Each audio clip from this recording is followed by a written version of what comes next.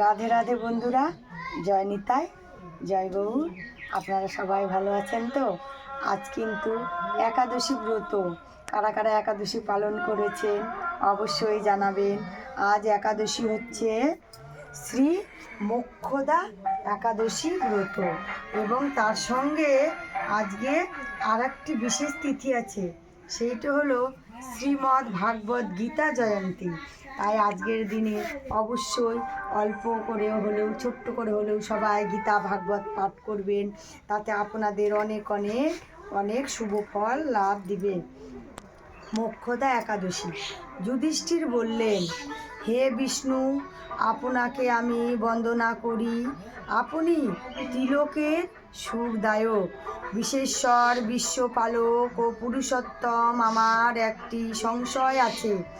অগ্রহায়ণ মাসের শুক্লপক্ষের যে একাদশী, তার নাম কি? বিধি বা কি? ও কোন দেবতা এই একাদশীতে পূজিত হন, তা আমায় বলুন।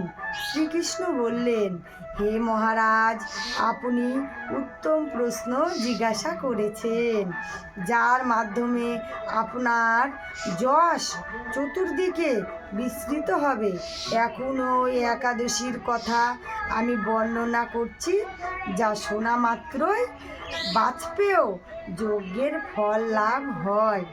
অগ্রহায়ণ মাসের শুক্লপক্ষের এই একাদশী মোক্ষদা নামে পরিচিত। সর্বপাপ নাশিনী ও ব্রতর মধ্যে সর্বশ্রেষ্ঠা এই একাদশীর দেবতা শ্রী দামোদর। তুলসী মঞ্জুরি, ধূপ, দীপ ইত্যাদি উপাচারে শাস্ত্রবিধি অনুসারে শ্রী দামোদরের পূজা করতে হবে। পূর্ব বর্ণিত বিধি অনুসারে দশমী ও একাদশী পালন করতে হবে। এই উপবাস দিনে স্তব, সতী, নিত্য গীত আদি সহ রাত্রি জাগরণ করা কর্তব্য। হে মহারাজ, প্রসঙ্গক্রমে একটি অলৌকিক কাহিনী আমি বলছি। মনোযোগ দিয়ে এই ইতিহাস শ্রবণ মাত্রই সর্বপাপ ক্ষয় হয়। যে পিতৃপুরুষেরা নিজ নিজ পাপের অর্ধজনি প্রাপ্ত হয়েছে, এই ব্রত পালনে কোনো পূর্ণ ফল বিন্দু মাত্র তাদেরকে দান করলে তাও মুক্তি লাভের যোগ্য হন। কোনো এক সময় মনোরম চম্পক নগরে বৈশাখ নামে এক রাজা ছিলেন। তিনি ছিলেন সমস্ত বৈষ্ণব সদ্গুণে বিভূষিত। প্রজাদের তিনি পুত্রের মতো পালন করতেন। তার রাজ্যে বহু বেদজ্ঞ ব্রাহ্মণ বাস করতেন। রাজ্যে সকলেই ছিল বেশ সমৃদ্ধশালী। একবার রাজা স্বপ্নে দেখলেন যে তার পিতা নরকে পতিত হয়েছে। তা দেখে তিনি অত্যন্ত বিস্মিত হলেন। পরদিন ব্রাহ্মণদের ডেকে বলতে লাগলেন, হে ব্রাহ্মণগণ, গত রাত্রিতে স্বপ্নে নরক যন্ত্রণাদায়ক পিতাকে কষ্ট পেতে দেখে আমার হৃদয় বিস্মিত হয়েছে। তিনি আমাকে লক্ষ্য করে বলতে লাগলেন, হে পুত্র, তুমি আমাকে নরক সমুদ্র থেকে উদ্ধার করো। তার সেই অবস্থা দেখে আমার অন্তরের সুখ নেই। আমার এই বিশাল রাজ্য, স্ত্রী, পুত্র, কিছুতেই আমি শান্তি পাচ্ছি না। কি করি, কোথায় যাই, কিছুই উঠতে পারছি না।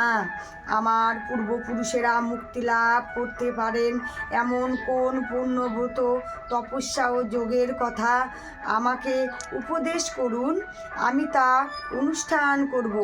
আমার মতো পুত্র বর্তমান থাকা সত্ত্বেও যদি পিতামাতা পূর্বপুরুষেরা যদি নরক যন্ত্রণা ভোগ করতে থাকে, তবে সে পুত্রের কি প্রয়োজন?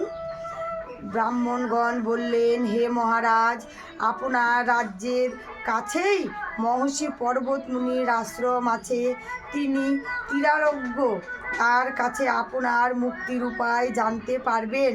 ব্রাহ্মণদের উপদেশ শ্রবণ করে মহাত্মা বৈশাখন নামের সঙ্গে তাদের নিয়ে সেই পর্বত মুনির আশ্রমে গমন করলেন। তারা দূর থেকে ঋষিবর্গকে ষষ্ঠাঙ্গে প্রণাম করে তার কাছে গেলেন। মুনিবর রাজার কুশল বার্তা জিজ্ঞাসা করলেন।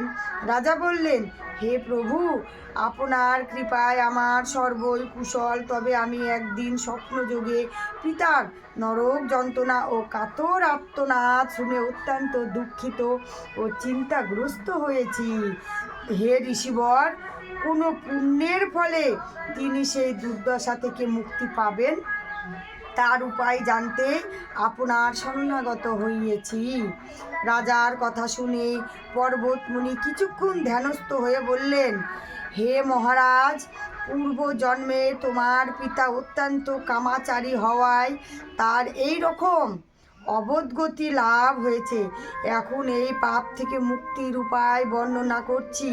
অগ্রহায়ণ মাসের শুক্লপক্ষে মোক্ষদা নামে একাদশী পালন করে সেই পুণ্য ফল পিতাকে প্রদান করো। সেই পুণ্য প্রদানে তোমার পিতা মুক্তি লাভ হবে। মুনির কথা শোনার পর রাজা নিজ গৃহে ফিরে এলেন। সেই পবিত্র তিথি আবির্ভাবে তিনি স্ত্রী পুত্রাদি সহকারে যত্ন সহকারে নানা শাস্ত্রবিধি অনুসারে মোক্ষদা একাদশী ব্রত পালন করলেন। ব্রতের পুণ্যফল পিতার উদ্দেশ্যে প্রদান করেন এবং সেই ব্রতের ফল অনুসারে তার পুত্রাদি এবং পিতৃবর্গরা সবাই মুক্তি লাভ করে। তাই জয় জয় শ্রী একাদশী ভাগবত প্রেমানন্দ। একবার হরি হরি বল। জয় রাধে, জয় রাধে।